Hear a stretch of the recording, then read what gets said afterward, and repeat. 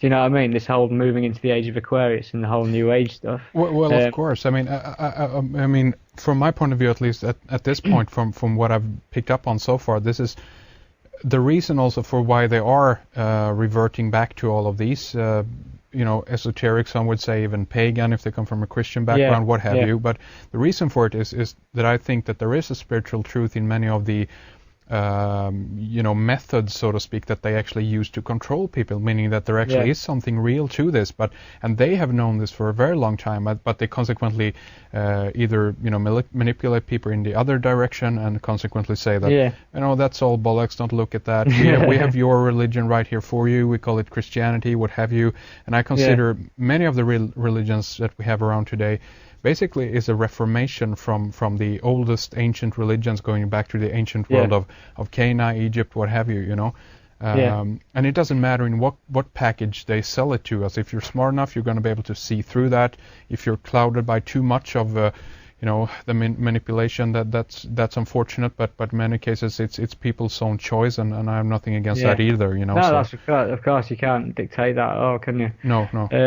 I mean, essentially, like, the thing that I'm trying to get across what I'm trying to say, I mean, I'm moving to an area that Matthew Deleuze touches on. I think you've spoke to Matthew Deleuze before.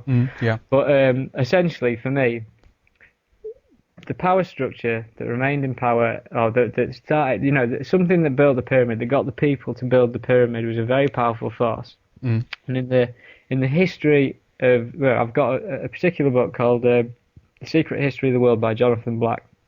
It's an esoteric secret history of the world. And this particular book states how that since, the early days, we're getting more and more ingrained in matter. We're moving, like everyone thinks of evolution in a material sense, but consciousness has equally gone through an evolution, moving from the spirit, drawing itself down into material matter over time. And so, for instance, when you listen to the Egyptian stories of Zep Tepi the first time, and the state that the gods ruled the earth, ruled Egypt, and then the gods retracted, so they built statues, effigies for people to worship to. And then eventually, after the gods had retracted so much, the pharaohs then ruled the earth for the gods, or ruled Egypt for the gods. And then, essentially, went from statue worship to idol worship into what we're currently at. We're at celebrity star worship, pop idols. Yeah, do you know what I mean? It's the same thing. Madonna, all this lot. It's all part of the same thing. Well, exactly. Oh, sorry. Continue. But my thing is that obviously the Egyptian power structure that was in place then has never died out. Because if you look at the way the power structure has moved, like essentially when Egypt collapsed, you had the Exodus from Moses and stuff into the area of Israel and Palestine. And then the next major power structure was essentially with Rome. And if you go to Rome, you'll notice that there's Egyptian obelisks. If you go to Rome, you'll notice that there's Egyptian obelisks in front of the Vatican, in front of the Pantheon and stuff like that. They carried those things over there from Egypt. Yeah. And then, obviously, the Roman Catholics went on the Inquisition, slaughtering out any heretical religions, such as the Cathars and the Bogomils, moved through Europe, and then essentially found a new power structure to erect in Paris. And obviously Paris has got, it's symbolic for paradises, if it's already in the word. Yeah. But Paris, they moved the obelisks and stuff, Place de la Concorde on the Champs-Élysées alignment. Yeah. You got that whole symbolic area. And when I went there the other day, incidentally, I went to the front of the Louvre, and they've got a aerial viewpoint of the layout of the Louvre, and it's an exact replica of Luxor Temple, with the Avenue of Sphinxes running to Karnak Temple in Egypt, because I've been to the same place and I've recognised this.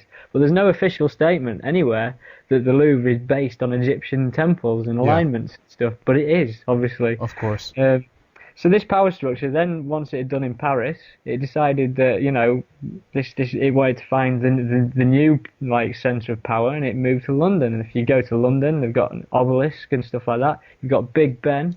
The official story is that Big Ben was named after this politician named Ben, who stood up in Parliament and said, "Oh, let's call it Big Ben," and everyone laughed and said yes. Yeah. But it's not called Big Ben because of that. It's named after the Ben stone, which is one of the very first. It stands proud in Egyptian history. Of course, and even in Hebrew, Ben is the son of someone, so it's the big son. Yeah, you know. Yeah. So the Big Ben, for instance, is a huge obelisk-type structure right near the obelisk and the London Eye, which is symbolic again for the all-seeing eye. Oh, I know. Yeah. And then obviously this power structure moved from London to America. And then there we have it. America has been used as an excuse to run all these wars that it's needed to run until it's collapsed itself into the ground, and then America will die. And that's how I see it. America's been used, essentially, and they've used the people there. Well, and that's also an interesting point. I mean, there's so much to touch upon on that, but just to be brief about it, even the fact that I think that they want that if we talk about America as an experiment, if you will, and much in the same way that we can look at Soviet Russia as an experiment, but or communist Russia, but they might have wanted a certain kind of stock, if you will, of people or a certain type of breed, those who were willing to draw out the roots from their own country and just leave and have a certain type of mentality. And if you take all these different things into account, you end up with a really interesting picture that potentially is showing you that what you're mentioning here, that they wanted to use America for a specific purpose. But anyway, please continue. Yeah. I mean, obviously, if we're going on this premise that this power structure's been there and it's never died out and stuff, and then obviously you start looking at the English words and the language and stuff like that, and we're all connecting back to this idea of scion, and then you start thinking essentially with English words, as I've said, and you've got the word television, televi scion. Yeah. So basically, everyone thinks the television is an evil hypnotic machine anyhow, I mean, other than the ones who enjoy it. Yeah. But, it's there to televise scion. Yeah. And then you think of the word spiritual ascension, spiritual ascend scion. It's the same, it's in the words of what we use. Yeah. Like, do you know what I mean? Yeah. It's endemic and it's there, you can't get away from it. Of course. And vision or eye scion, that's even the eye in there, because it has to do with visualization or to see something, so. Yeah. But this is where, like, I can start to, like, wrap this thing up slightly. Yeah. Is that if you look at it, it starts becoming apparent that it's more to do with just, like, for instance, it's more to do than just someone hijacking a power structure and keeping it, like, in control. It's almost like it's, to do with material reality itself. It starts to feel like that it's coming from something that's, if you think of us as souls and spirits trapped in matter, then, like, this is where I'm starting to, like, perceive things, in the sense of, if you look at all religious figures throughout history, every single one of these illuminated, enlightened figures, every single one of them has a sun behind their heads. Right, so sun worship, again. Yeah. And Christmas, for instance, you can't get away from Christmas. I mean, Matthew Deleuze talks about this stuff, and I recommend listening to Matthew Deleuze because he's a very intelligent man and he's a very, very special man. But Christmas, obviously, we're all driven into this worship of the sun at Christmas. You can't get away from it. If you've got kids or if you're related to kids, you need to be part of it. We all buy into this Christmas thing. Christmas is sun worship.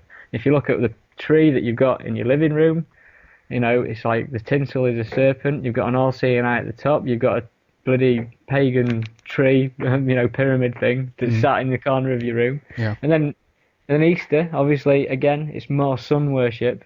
And when kids, for instance, are all wanting the Easter eggs and stuff, it's nothing to do with the fact they're eating chocolate. They're buying into a ritual. They're buying into more sun worship, whether you look at it or not. Yeah. And the same goes with, like, for instance, crematoriums that haven't got any kind of religion tied to them. If you look at crematoriums, there's sun symbolism at crematoriums. You look at number 10 Downing Street, above the number 10, there's a sun symbol, like above the the centre of where our Prime Minister resides. You look at Shell Petrol, and it's sun symbolism.